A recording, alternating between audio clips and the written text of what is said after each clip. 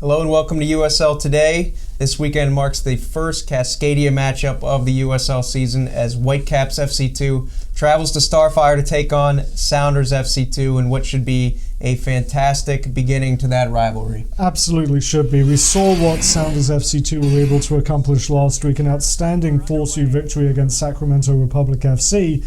But these two teams played in pre-season, and it was actually the Whitecaps FC 2 that came out on top. They took a 4-3 victory, kind of showed off a little bit of their attacking prowess. They've got guys like Marco Bustos, a Canadian U20 international, Caleb Clark, a part of that residency system, and has come up through the ranks over the last few years. And a guy like Jovan Blagojevic, who they brought in for this year, certainly seems to be a promising attacking prospect. It'll be interesting to see if S2's defence can hold up and maybe weather the storm a little better than the last time these two teams met. Absolutely. Vancouver, of course, also has British Columbia native Tyler Rosenlund, he's the captain of the side, a more veteran presence. They brought him over from Rochester, so they kind of have that group of young talent brought up through their residency program combined with Rosenlund and a few other players with USL experience. So. Absolutely. I mean, Rosenlund, he sits second all-time in the USL with 95 appearances, and his influence in the centre of midfield I think will be very important to counter an S2 side which we saw had a lot of creativity in there. Guys like Pablo Rossi being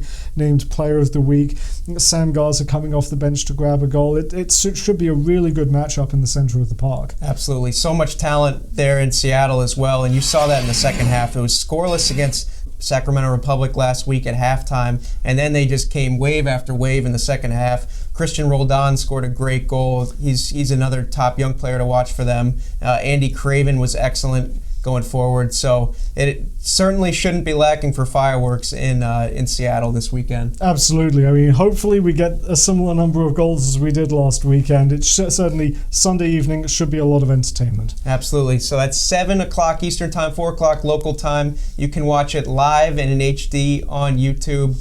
We'll be watching. Let us know what your predictions are in the comments, and we can't wait to see that one get started.